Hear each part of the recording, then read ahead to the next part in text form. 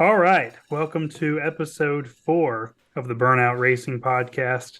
Matt Weaver, Kevin Swindell, and let's talk about the red elephant in the room. Who's not with us this week is Carson Hocevar, and yeah, we're going to talk about what happened and why this is a two-person show right now.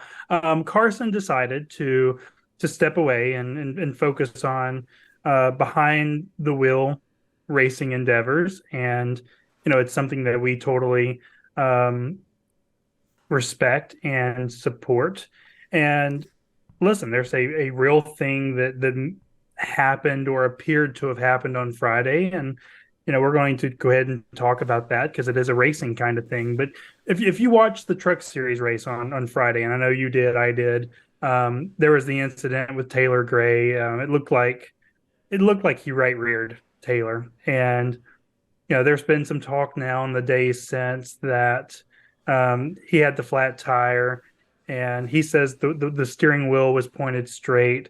I don't know if you've got a chance to really look at some of the replays and to be able to break down what you saw from behind the wheel. But I guess first and foremost, let's just say, Carson's going to focus on racing stuff after a lot of conversations with his management team and the team. And what did you see in that incident? Did it look kind of malicious to you at all? Yeah, I mean it's one of those things where I think we'll obviously all see the.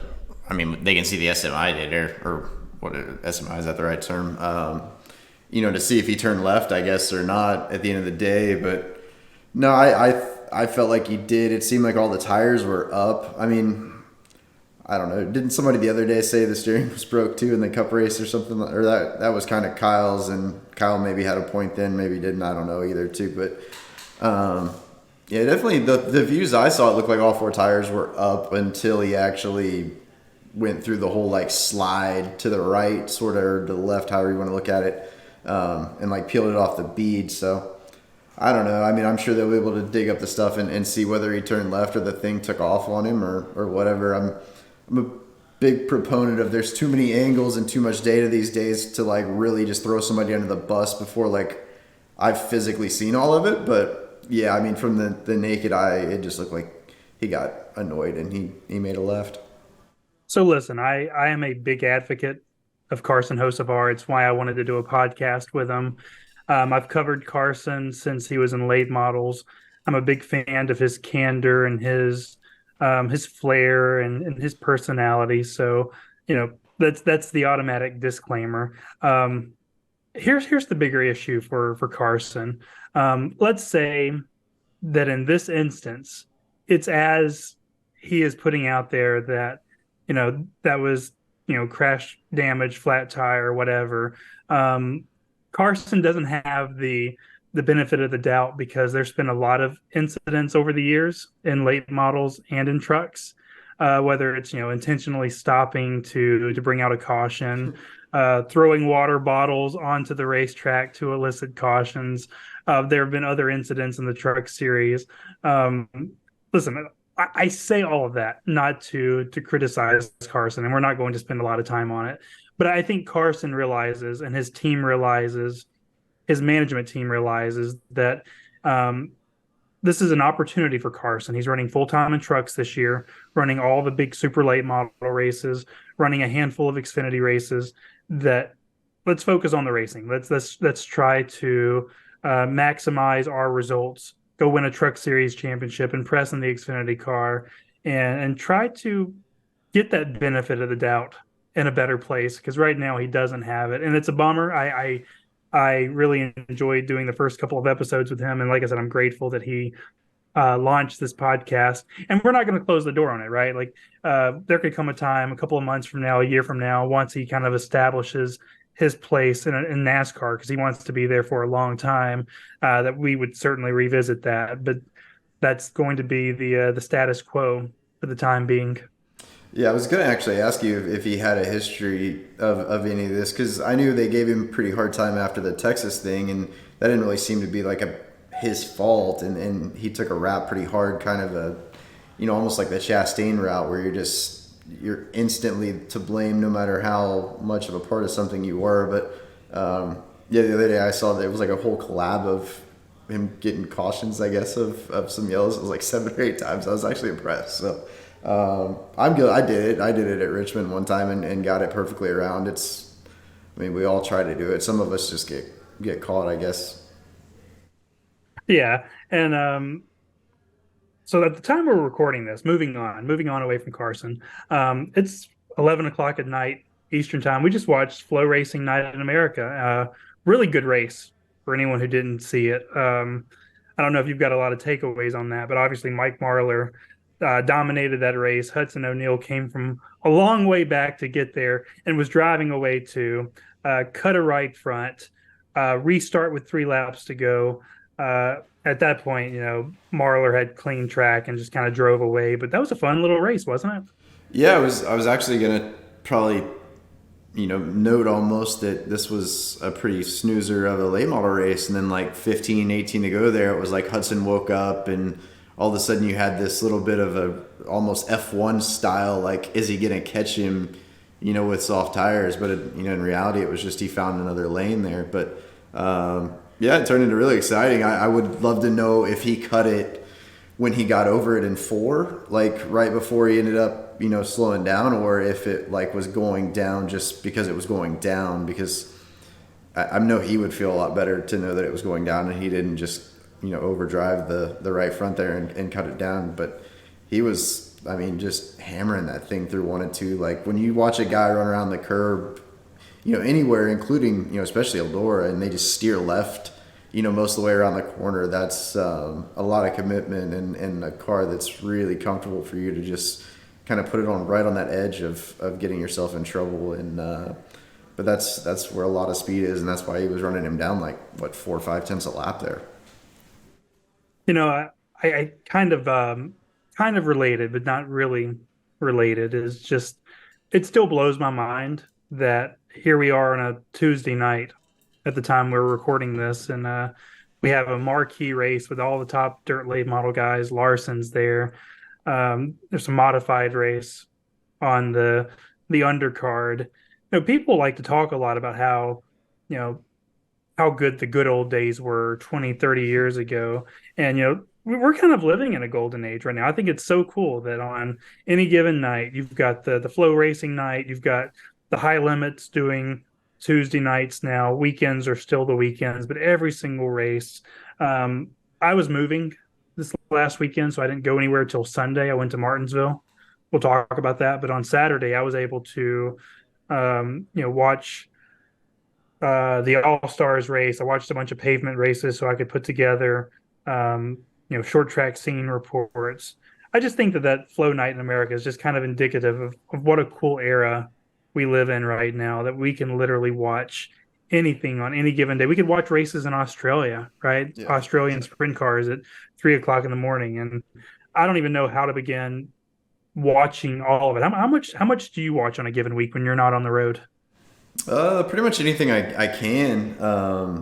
I used to watch a lot more of the Australia stuff, and I can't stay up like I used to now to watch as much of it as I used to. But it actually, I've been annoyed the last, like this year, I think it was, they took a lot of that stuff off of Flow and off of some of the stuff. And I used to at least watch like through the heat races till like, 2 o'clock in the morning or so. But yeah, that's a bummer kind of part of it of some of this stuff is all branching out and you're having to find these obscure places. But I watch a lot, like California is one of those things that's on a different streaming service now, so I had to chase down what it was on. So I've got all kinds of streaming services and stuff I bounce around on. But pretty much if there's a sprint car race somewhere and it streams, I try to find it unless it's going to cost me an arm and a leg. Like I don't think I'll pay $25 to watch a USCS race on a Saturday, but I'll spend some money to watch some of this stuff.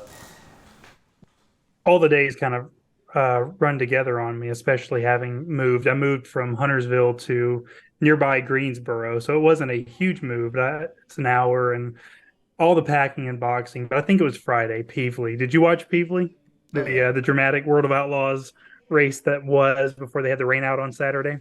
Yeah. Peevely was exciting and had some more drama. It's funny that it's of course gravel and mosquito because we were laughing the whiskey Myers like commercial that they have during Dirt Vision. If you watch it, there's a clip in there of Cody Jacobs, which is Gravel's crew chief, yelling at Macedo at we assume World Finals when they had the dash fiasco where both Macedos fenced themselves in front of Gravel there. But yeah, so I'm sure as much of that, it didn't matter how the malicious or not from Macedo's end, he was going to be looked at terribly from definitely the Gravel camp, no matter what. What was your takeaway on that? Because obviously, I'm only 2 or 3 years into kind of regularly covering sprint cars and understanding, the shifting line dynamics and what is proper racecraft or whatever. But to me, it just kind of seemed like from my, amateur couch watching vantage point that that was just a racing deal, right? Like those two lines just kind of converged. I don't think that looked like a really overly aggressive move from Carson. Is that fair? Yeah, I was gonna say like I wanted to hear your opinion before I like gave mine and biased you at all, and that's kind of how it is. I mean, there's been a million times for me, I think even in my career where it's like you'll be in a situation where you're racing with stuff that's out in front of you, and something comes across, you say go to turn down, or you're even just racing with the guy and he slides you. In that case, he's just trying to maneuver through traffic and he goes in and you're kind of in this mindset that this is my racetrack, when you're leading and you're getting through traffic. So when all of a sudden there's kind of that surprise in there, you have to almost think in your mind, like, I put myself in a little bit of a bad spot crossing wakes, in a way. And yeah, I don't think Carson did a lot to help them survive the situation. Like, I think he saw the opportunity, filled the hole, and said, like, whatever happens, happens. Where I would assume probably if you flip flop that situation, David would probably be little more points racing in mind, probably decision making, I would say, and probably would have saved them both. I think, it was almost a situation where they both ended up parked right there because I think if I remember right, he kind of stalled and chugged around him. But yeah, I think it's kind of just a racing deal. I think it's just one of those things where he's got a bad rap, especially in a situation with Gravel already kind of recently. So I think they're going to see it as just being stupid Carson instantly. But yeah, the couple of replays I saw, I just kind of saw it as something that sort of happens, and maybe they didn't do everything they could to survive it. It's actually kind of incredible to me is that having started to watch a little bit more, PA racing and a little bit more all-star races, you see not a ton of it, but you see more kind of argy bargies on weekly shows, and it's incredible to me. Where I'm getting at is that these guys race 65 to 80 times a year, and incredibly, you don't really see a lot of this. You don't really see a lot of um, you know incidents to where it's a very public thing, right? I'm sure there's things that kind of happen, after the race ends and one guy walks over and chats with the other one and they sort it out. But for that to be kind of a public thing to where, you know, Dave and his group were really upset and Carson put out the public apology. It's actually kind of amazing that it doesn't happen more, given some of the bull rings they race on and the number of times that these guys are racing each other, that you don't see more things happen between the outlaws. Yeah, I think it goes, to the product of the racing that they have, and they're able to really, they don't have to race over the top of each other so much, and a lot of these racetracks are giving them two lanes and letting them race, and I think enough of those guys have all been there now long enough. They all kind of have a rapport with each other. I think everybody knows how to race each other so much, and they're kind of to a point where they all got to live with each other. I mean, you're spending a lot of time together, and you can't be out there completely kind of alone. I think at some point you can be the lone wolf for a while, but I think you're going to grow out of it to the point where you don't want to be that guy anymore. And I think this generation is a lot more prone to, being a little more friendly. And I think you saw it.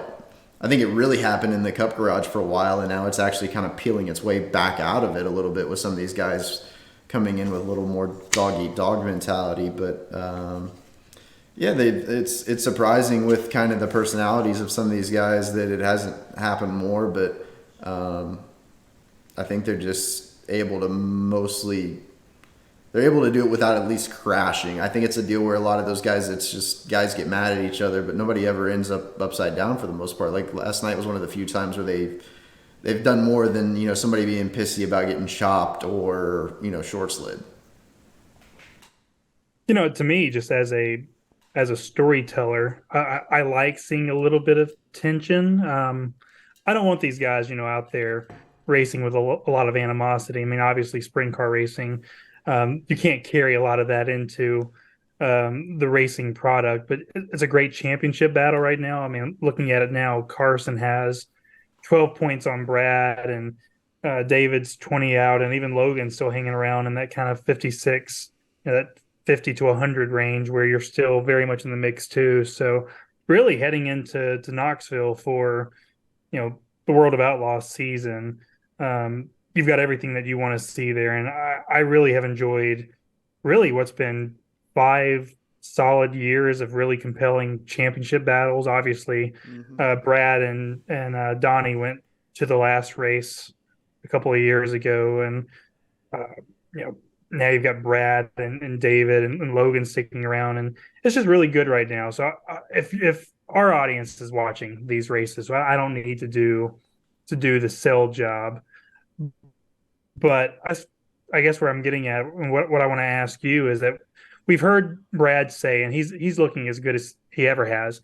Brad says that he just wants to go for wins. He's not really thinking about the points, and really that's probably going to win him another championship. But do you think Carson and David and Logan and maybe even Sheldon and Donnie? I mean, you can never count out Donnie. I know that Ford is kind of the thing we talk about, but what do you think about the Outlaws this year? What's kind of the hierarchy?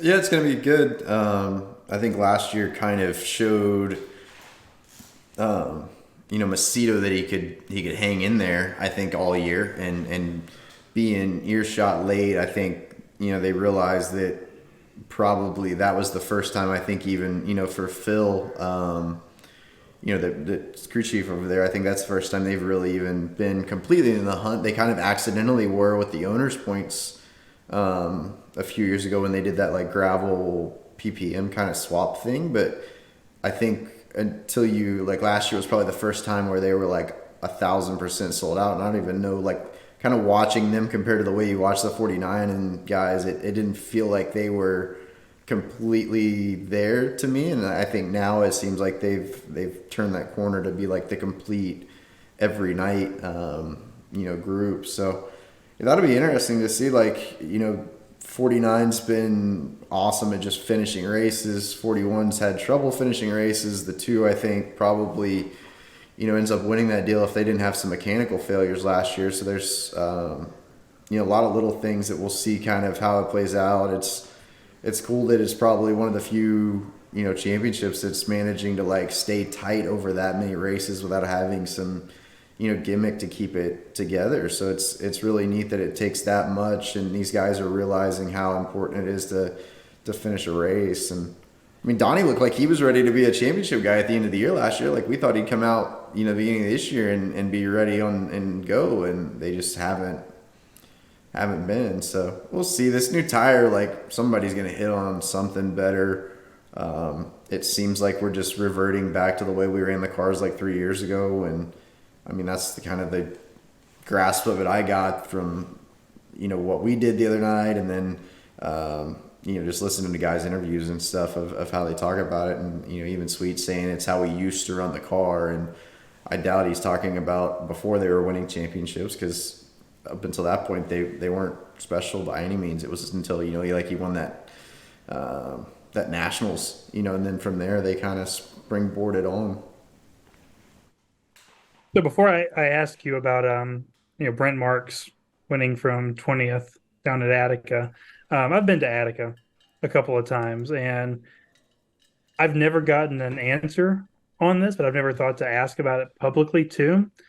The first time I go there and I see a super dusty racetrack, I'm just like, oh, okay, well, this is just a one off. And then I go back there again the next year, and that place is super dusty. And then I watch that race on Saturday, and it's super dusty. Why is that place so incredibly dusty? I don't know. We've kind of wondered, like, it has moments where it's really good and like it holds a curb and has some moisture to it to where it races really good. And other times, I think a lot of time they just, if they don't get it wet enough to start, they always seem to go kill whatever edge they built qualifying before the heat races, and then they like spread it, and then it's like it never rebuilds and fluffs again. So then you just get that haze that just never really goes away. And I think until you basically run it to death until it like starts to lay rubber, it never really cleans that dust off. Like I don't even know it. It's odd that once you run the moisture out of it, like Atomic's that way in places like that, it just they're just dust until like they snap and they start to lay rubber, and then it starts to clean. But I don't know. It's a shame. Like Attica used to be really good. It's still like that still was a really good race. He obviously won from 22nd. I mean, he was like 10th on lap like 5 or 6 or something silly. Like something happened in the back that gave him some freebies that helped him out a lot. But obviously, he still was by far the best car at the end of that race. But yeah, we've all wondered why Attica's like that. And I don't know. I think some of these places the dirt just gets old and they don't know what to do to get back to where they were. So so I've been there three times now, and so I tend to watch races there from the back gate little grandstand area. Calling it a grandstand, I guess, is kind of The little unfair hill. to grandstands. Yeah, it's like 12 steps up, right? But I have never seen a feature from Attica that I haven't watched on one of the streaming platforms Yeah. because I go there and 6 laps into a run and it's just completely hazy. And so always wondered, never really knew what the answer there was. But you had put in our text message thread that you thought that run there by Brent was really impressive. And what about that stood out to you? The biggest thing is that's the first time he's looked like himself this year. Like that's the first. Oh, there's like last year 600K or whatever Brent marked. So yeah, I was kind of wondering if the tires had got him, which I'm trying to remember. I think you can still run the aged left rears, so I'd be curious to see to know what guys did. You had to run the new right rear, but you could still run old lefters until like June 1st or something with the All Stars. So be interesting to see what actually guys' choice was there. I didn't hear about anything. I actually didn't think about it until just now. But yeah, so I don't know if maybe going back to an H tire got him back to being a little bit better after Lakeside and some of that stuff. He didn't look real great when we've changed to these new tires. So um, we'll see. It's the All Star deal looks interesting. Like with no Peck, it'll be interesting to kind of see if Sunshine just kills everybody, over the long run here, or if there's anybody really that can even compete. I didn't even know Peck wasn't going to be a guy until like a week or two ago, and I was shocked that they weren't going to do it again. So this is actually something I didn't bring up to you in the text, so I apologize. I'm going to blindside you here, but I think this is an interesting conversation. Did you see the tweet that Bubba Pollard sent out late on Tuesday? Hmm. Okay, so this is kind of an interesting rhetorical racing conversation about promoter team relations. And I don't want to presume, so I'm not going to say that. But he tweets, he says, question for everyone. You guys think a major touring series should call or be in touch with the racers more? Do you think they expect the racers to just show up? Do you think they care what the racers think? So obviously, Bubba feels like the communication level probably isn't there from whether it's ASA or SRL or one of the regional tours. I don't want to figure out which one he is. But in all your years of racing, I've heard this from Bubba before that he feels like on the pavement side, promoters rarely reach out to him and and make the racers feel welcome. There's kind of an expectation that, okay, we're going to open the back gate and you're going to show up. Is that kind of the culture in dirt too, or do you see a lot more communication from the various, you know, midget or sprint car, or even what you hear on the late model side? Do promoters actively call teams to make sure they're showing up or what their status is? Um, it's it's odd. Like I'll be honest. I mean, you can refer back. There's an old Paul Silva tweet I think from a couple years ago talking about how they couldn't get pit passes and a little bit of tow money for Kyle to go to like Williams Grove or something like that. And I mean, I'll say from my end, I don't. I've had a car that's had a cup guy in it, that's had an outlaw champion, that's had my dad in it, and I mean, we've rarely gotten any contact, any help from sanctioning bodies, anything. Like I've very rarely gotten any bonus. I mean, there's some racetracks like, now especially like Port Royal are great to us, and we talk to them, because of the T-shirt trailers and things like that. And honestly, the T-shirt trailer thing has gotten us more in contact with racetracks than anything. Just trying to park and deal with that things, but yeah, it should be better. I think they advertise that they give out tow money or pit passes and this stuff, but it's just like I think this is where the frustration with assuming that they're streaming money and none of it, them being stingy over $100 worth of pit passes.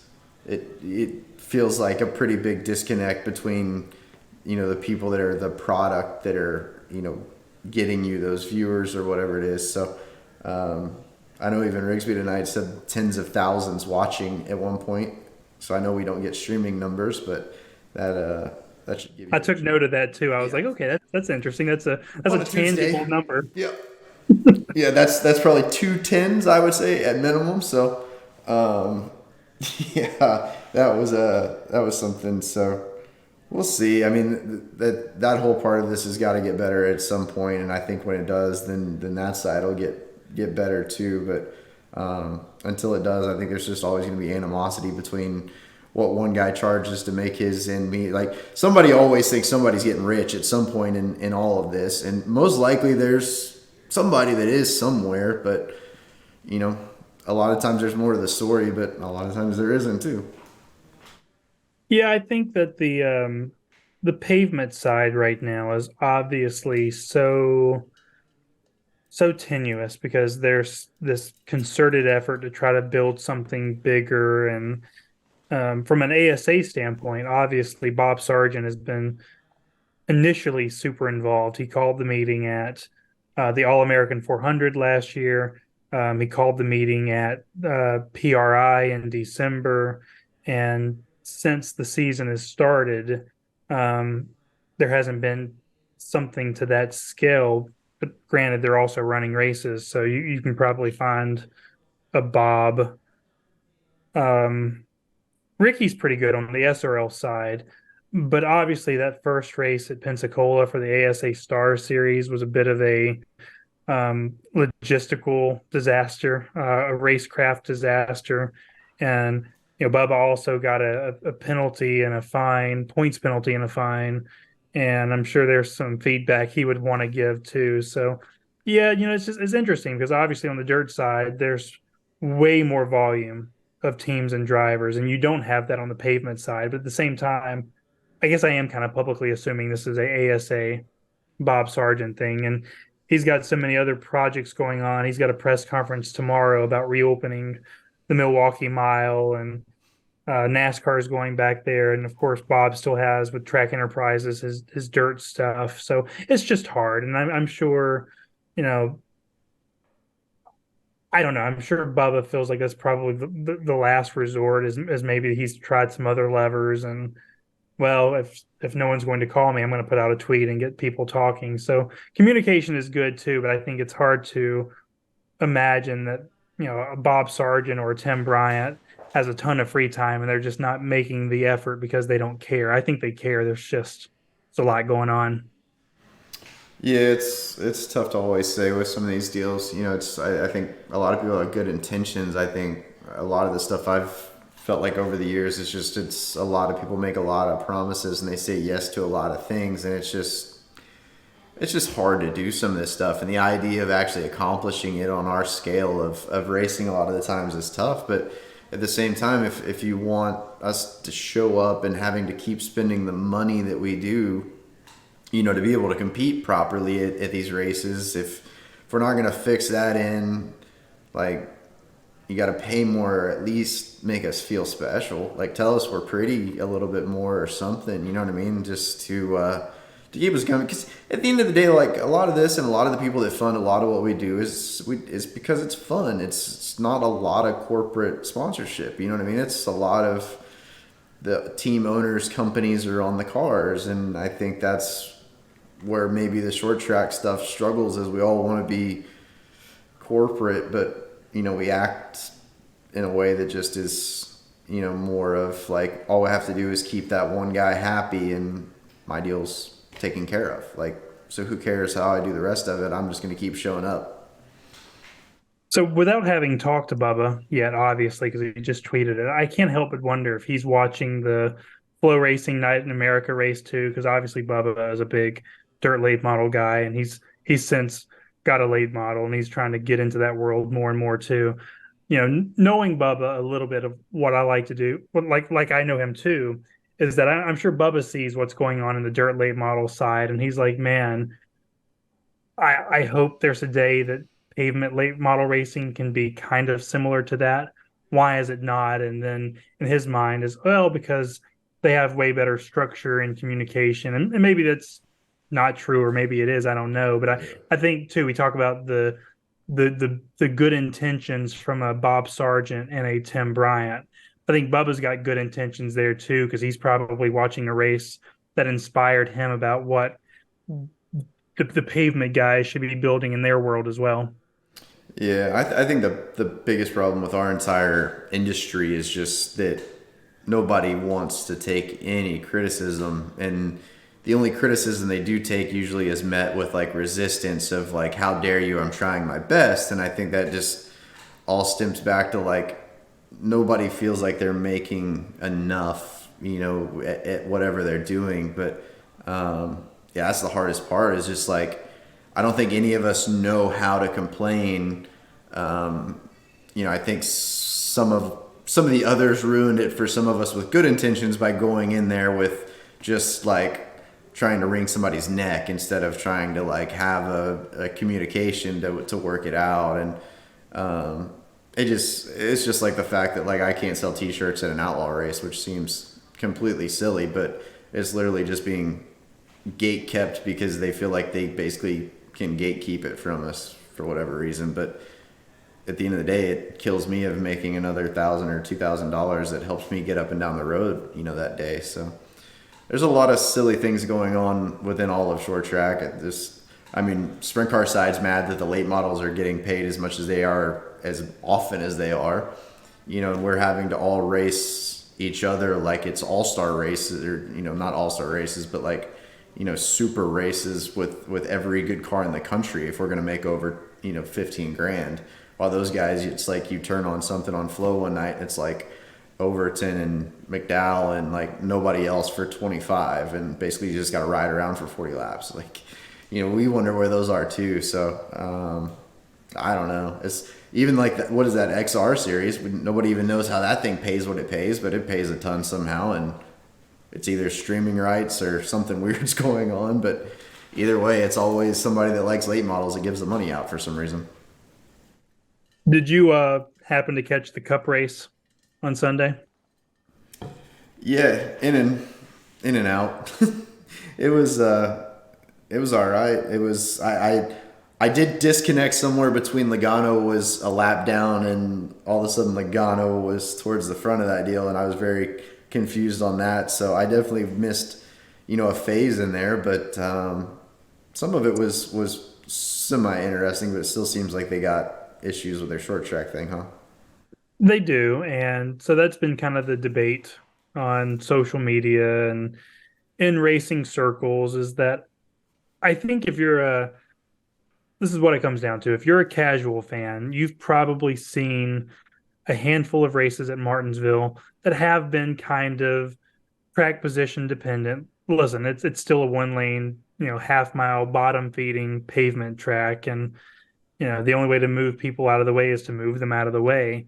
Um, but I just think with this car, to me, and it's just because I'm a racing savant, and I've especially in Martinsville, I have watched Cup races, I've watched Xfinity races, I've watched trucks, I've watched the late model race there every year, and I know what stock cars are supposed to look like there.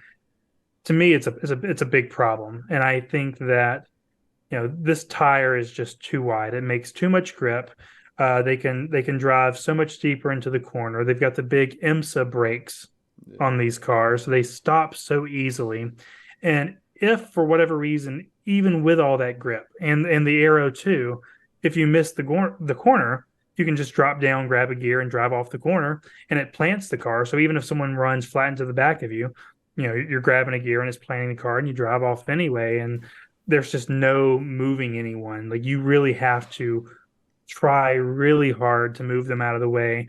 There was very little fall off. I mean, we're talking about from the start of a run to the end of a run, a second and a half of fall off on the tire. That's not enough. And even by itself, if everyone's falling off the same and everyone's driving the same, it's a spec car. The race didn't get interesting until the end when you had those four or five guys stay out on old tires. Larson, who won the race, Cliff called him in for two, and then everyone else took four. The guys who took four didn't go anywhere. Two tires, fortunately, won the race, but I just think this is a problem, and it's not just a Martinsville problem. We've seen it at Richmond. We've seen it on some of the road courses, and really, we're starting to see it again on the mile and a halfs too. I mean, these cars are way too equal. The Aero, it produces a lot of downforce. Even with the downforce reduction, it's not enough to offset just how much grip this car makes and how easily it stops. They've got a big problem, and I don't know where they even begin to go about trying to fix it.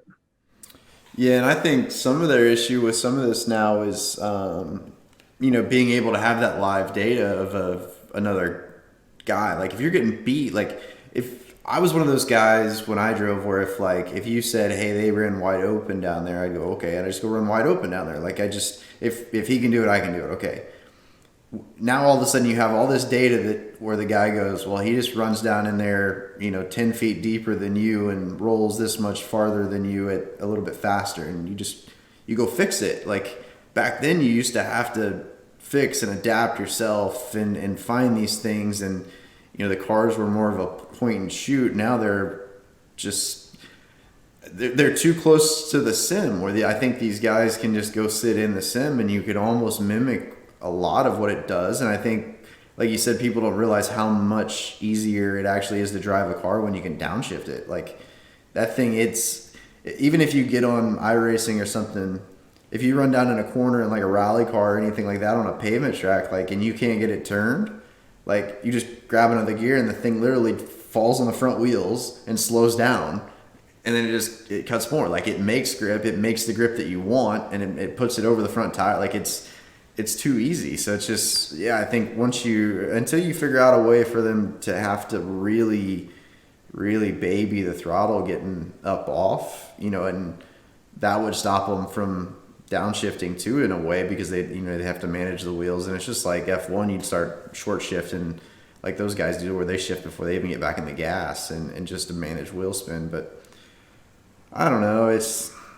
I think that's a problem. Like it used to be trying to figure out how Harvick did what he did at Atlanta back in the day. Like now I can tell you. I mean, obviously Atlanta sucks now for that, but you know what I mean? Like you literally, if he was beating you right now and you're running second, your guy just gets on the radio and says he lifts 10 feet sooner than you do, and you just back it up, and that's all there is to it. Like it's a lot more of a video game than it is, a mental trying to figure it out, I think now. Yeah, and there's a larger kind of political economic issue too because they reduced the downforce. I think they called it like a 35 overall percent reduction of downforce. But they did it by just taking pieces off the car. They took some of the diffuser stakes off the car, strakes off the car.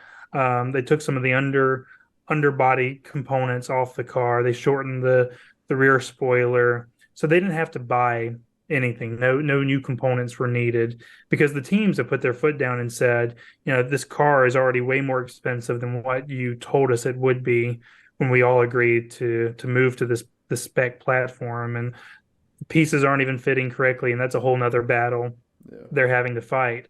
But there's also this charter and TV rights negotiation that's happening right now because the teams called a bunch of us media people into a tell-all last October in downtown Charlotte. It was uh, Jeff Gordon. It was Steve Newmark from Roush Fenway Kozlowski. It was Jonathan Marshall from the Race Team Alliance. 2311. I forget his name now off the top of my head, but he's Michael's guy that Denny brought in to kind of run their business. And the argument they said is that when it comes to the teams asking NASCAR for a larger piece of the TV pie, NASCAR says no, you need to cut more. And the teams say, well, we've cut as much as we can. We've cut our fab guys, we've cut all these departments that the new car has made obsolete. And so they reduced all this downforce without any additional cost to the teams, and it's not done anything. It didn't change Richmond much. It didn't make Martinsville any better. You're seeing that this car has some problems on intermediates. Super speedways, they can't go three wide. This car does not go three wide at Daytona and Talladega. It literally just cannot. The turbulence is too bad. And so the fix is going to require money. And this is a really tense time politically between the sanctioning body and the teams because the sanctioning body keeps telling the teams, cut. That's the only way you can reach your target number. And now, if they're going to fix this car, and they're going to have to fix this car, it's going to require some kind of change. It's going to cost the teams money, unless it's engine, because Denny said it on his podcast on Monday that ever since they've added the spacer and they've gone from that 920 to 930 horsepower range to now, they did 550 for a while. They're at 675. Their engine bill hasn't changed at all. So maybe you just take off the spacer. I don't know. I know all the reasons they're reluctant to do it. They're trying to court a different manufacturer. They're trying to, they say, cut costs. Kevin Harvick tweeted yesterday that if they go back to the unrestricted engine, he's going to unretire. That's pretty damning. I don't know if he's talking out of his ass, right? Like, Yeah. it could be Harvick being Harvick, but I think there's a part of Harvick that believes it. I think Harvick doesn't enjoy this car as much, and it's a problem. It's a problem for the teams to try to get through. At the end of the day, the product is suffering, and I think they've taken this base platform as far as they can take it without having to make some major change, because throughout my tenure as a racing fan, enthusiast, now journalist, we've always had Martinsville. Even if other portions of the product were kind of hit or miss, Martinsville was always money. And this is now the third race in a row that Martinsville has not been money.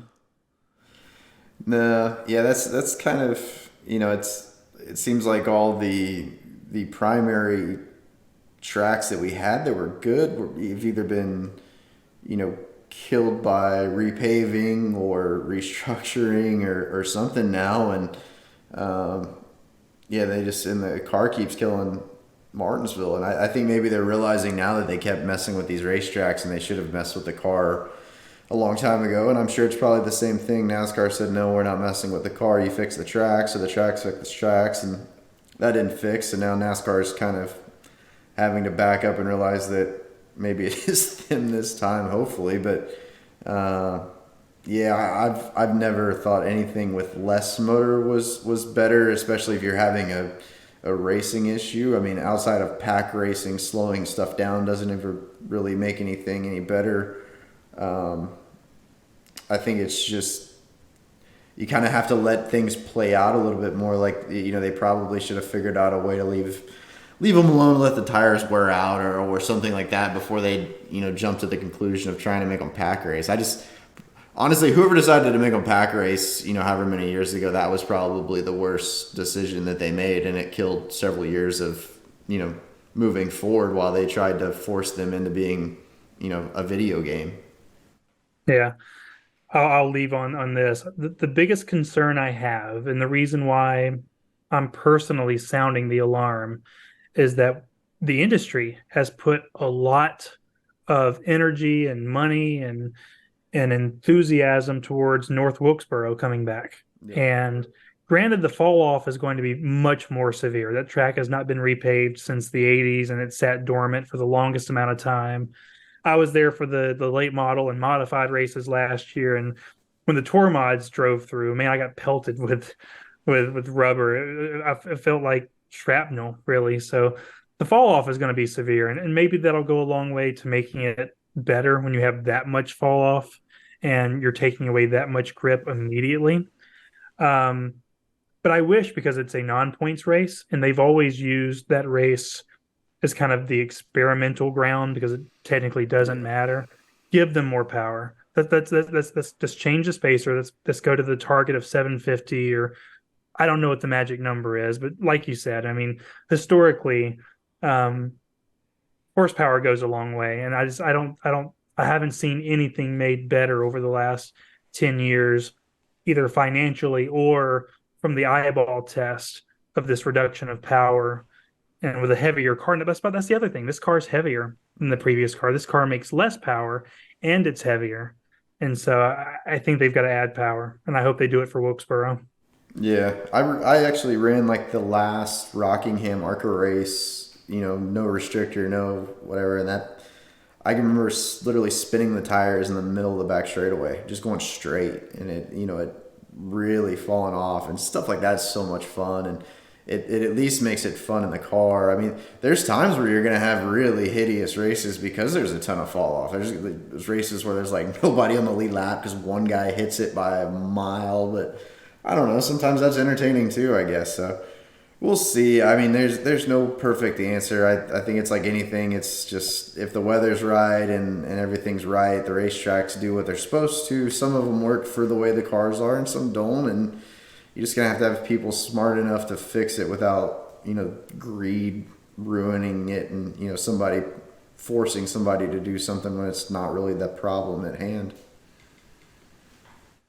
Where are you going this weekend? Nowhere again. I don't think. I think we were gonna go maybe 360 race with Hardy that works for me. He was gonna take his car, but it looks like it's gonna rain, so I don't think we're gonna go anywhere. We go to 34 Tuesday for high limits, so my stuff's sitting around, just still trying to get drinks put in cans left and right, which has been a pain in the ass. And I was supposed to have them last week, and now I'm completely out, and I'm still waiting, so that sucks. But yeah, just sitting around watching all weekend, and then run up Tuesday and race and come back. We haven't talked since that last high limit show, or the first high limit show. Was that a good deal? Was it a pretty good show? Yeah, everything was good. They ran a little long. We had the incident in qualifying with Newman, so that's drug it out a little bit. But overall, it was fine. Everything went well. We qualified well. Just kind of a bad heat race and got behind, and then the stuff we did to try to do what we normally do, but kind of hybrid for what the new tires were, was completely wrong. So we were terrible come feature time. But yeah, good event overall, and we'll see how Burlington goes. It'd be nice to not have all the outlaw guys there again. I honestly felt like it kind of took away from like the aspect of the fun of the show, like putting them guys in there and making it like overly serious. Like Putnamville was almost more fun because it was, kind of guys that you rooted for, I guess. So you mentioned the weather, and God, the weather's bad everywhere this weekend. If the forecast holds, I want to go to Hickory for Cars Tour. They've got 41 late model stocks for a 28 car field, which is just incredible work I that, saw that. yeah, that Dell Jr. and his bunch and that new ownership group is doing, sending cars home for a touring late model race. It's a big deal, and it's a slippery slope too, because you start sending people home, and then maybe they don't want to come back too. So you've got to find some way to incentivize just being part of the show. But that's a cool deal. Hopefully they get that show in on Saturday because I want to go to Talladega on Sunday, but the forecast for Talladega looks kind of iffy too. So hopefully weather cooperates. I get to do my short track stuff on Saturday, my big track stuff, the biggest track on Sunday, and should be a good time. Yeah, I think Saturday there's late models 360s at Talladega Short Track too, That's depending on right. where you end up. So, yep. Well, thank you guys for listening. This is episode 4 of the late episode for those of you who might get this early of the Burnout Racing podcast. Kevin Swindell, I'm Matt Weaver. We'll talk to you next week. So, yeah.